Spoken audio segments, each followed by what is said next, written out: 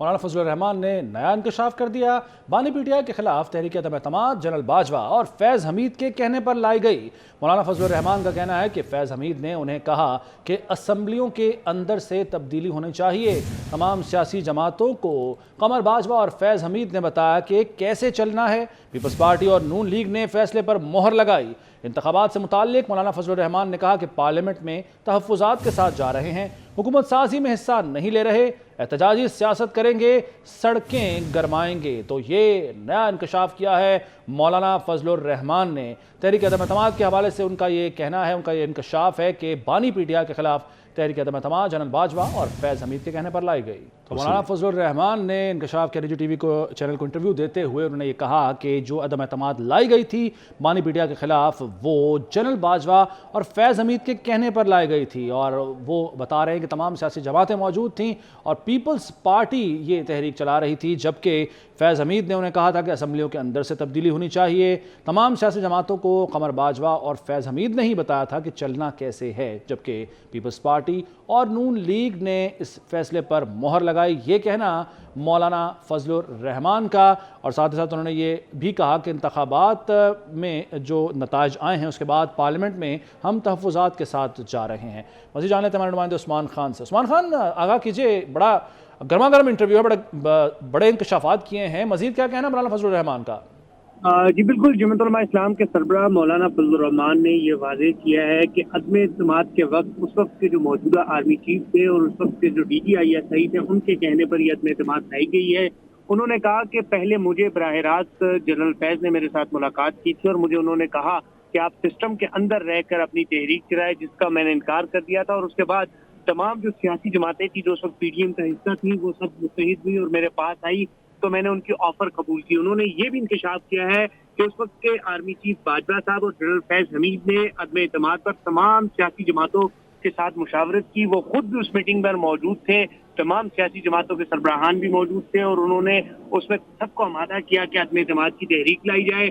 تو تمام سیاسی جماعتوں نے باجوہ صاحب اور جنرل فیض کی موجودگی میں عدم اعتماد کی حامی پر اتفاق کیا۔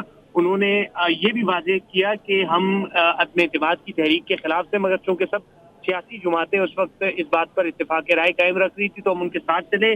مولانا فضل الرحمان نے یہ بھی واضح کیا کہ گزشتہ روز جب سابق وزیر اعظم شہباز شریف ان سے مذاکرات کے لیے آئے اور انہوں نے مولانا صاحب کو موجودہ جو حکومت بننے جا رہی ہے اس کی دعوت دی، تو مولانا فضل الرحمان نے شہباز شریف کو بھی یہ واضح کر دیا کہ وہ اس حکومت کا حصہ نہیں بنیں گے۔ مولانا فضل الرحمان نے یہ بھی کہہ دیا کہ وہ سڑکوں پر آئیں گے، بھرپور تحریک چلائیں گے اور تب تک سڑکوں پر رہیں گے جب تک انقلاب نہ آ جائے۔ مولانا فضل الرحمان اس بار بڑے گرم دکھائی دے رہے اور آج انہوں نے تمام جو اپنے پتے ہیں وہ بھی شو کر دیے۔ انہوں نے کہا کہ ہم کسی کے ساتھ مذاکرات نہیں کریں گے، چاہے وہ پاکستان پیپلز پارٹی ہو، چاہے وہ مسلم لیگ نون ہو۔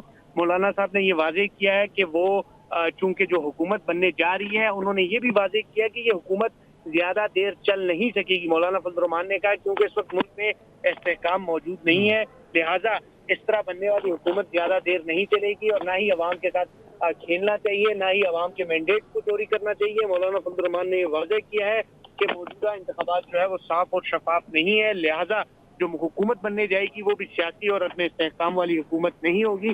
مولانا فضل الرحمان نے یہ کہا ہے کہ جو ہم تحریک چلائیں گے اس بار وہ بڑی گرم ہوگی۔ مولانا فضل الرحمان نے یہ بھی کہا کہ وہ چاروں جو صوبوں کے جنرل کونسل کے اجلاس ہیں ان میں خود شرکت کریں گے اور اس اجلاس میں اپنے پارٹی کے جو سینئر رہنما ہیں جنرل کونسل کے ان کو اعتماد میں لیں گے اور ان کے ساتھ اعتماد پر ٹھیک ہے۔ تو یہ انٹرویو جو ہے بڑا اہم انٹرویو ہے، بڑے اہم انکشافات ہیں۔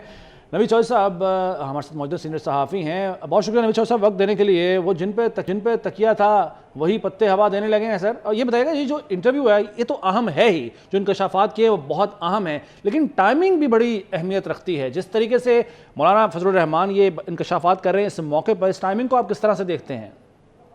بہت شکریہ۔ دیکھیں، مولانا کی پریس کانفرنس کل کی اور اس کے بعد آج یہ انکشافات یہ یقینی طور پر ٹائمنگ کے حوالے سے بہت اہم ہے، اور یہ لوگوں کی خام خیالی ہے۔ ابھی بھی کچھ لوگ ایسے ہیں پاکستان میں جو یہ سمجھتے ہیں کہ مولانا فضل الرحمان سیاست کے کچھ چھوٹے موٹے کھلاڑی ہیں، وہ بہت سیزنڈ اور دیر سیاستدان ہے اور ایک ایسی پارٹی کی نمائندگی کرتے ہیں جس کی ہسٹری 250 سال پرانی ہے۔ बात ये है कि ये जो कुछ उन्होंने बताया है मेरे वैसे इल्म में था। मौलाना का मौक़िफ़ ये रहा है कि आप हुकूमत गिरा दें और उसके बाद जिम्मेदारों पे छोड़ दें ताकि किसी आबरूमंदाना डील की तरफ बढ़ सकें हम, बजाय इसके कि अदम इत्मीनान करें और उसके बाद हुकूमत संभालें और एक नए अज़ाब में फंस जाएं। लेकिन उनकी बात किसी ने नहीं सुनी।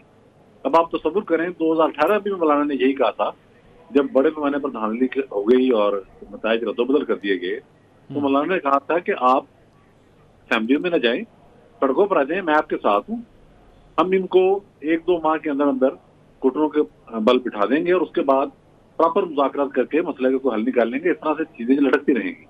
लेकिन उस वक्त भी किसी ने परवाह नहीं की और भाग के सारे असेंबली में चले गए।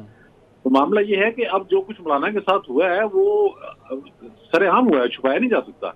उन्हें कंपेन नहीं चलाने दी गई, यानी कि JUI के मरकजी लीडरों पर कातलाना हमले, खुदकुश हमले, बाजोड़ में जो कुछ हुआ पाकिस्तान के टेररिज्म की बड़ी वारदातों में से वो एक वारदात है, तो उन्हें तो कंपेन नहीं चलाने दी गई। तो फिर वो तंग आमद वजह आमद के मज़दाक उन्होंने अब बताना शुरू कर दिया। एक तो तहरीक का ऐलान किया, साथ उन्होंने ये भी बताया कि जनरल बाजवा और फिर जो फैज हमीद हैं, ज़ाहिर है ये बड़ा इंकशाफ है। बाजवा साहब को तो सबको पता था कि मिलिट्री इंटेलिजेंस एक साइड पर हो गई थी, वो IS मतलब फैज साहब के बारे में मुतज़ार खबरें थी। बाद लोग ये कह रहे थे कि जनरल फैज जो हैं वो चीफ बनने के लिए रास्ते भी करते रहे हैं मुस्लिम लीग नून और पीपल्स पार्टी के साथ। तो आज ये वाज़ेह हो गया कि जनरल फैज भी इस पूरी मूवमेंट में जनरल बाजवा के साथ थे। बिल्कुल सही है, बिल्कुल सही सर। बड़े अहम इंकशाफात है और ये जो है अभी सिलसिला ख़त्म नहीं होगा, मुझे लगता है ऐसा ही है। मज़ीद आपसे बहुत शुक्रिया, आपने वक्त दिया नवीद चौधरी साहब। और उस्मान, आप अपडेट कर रहे थे, आपका बहुत शुक्रिया।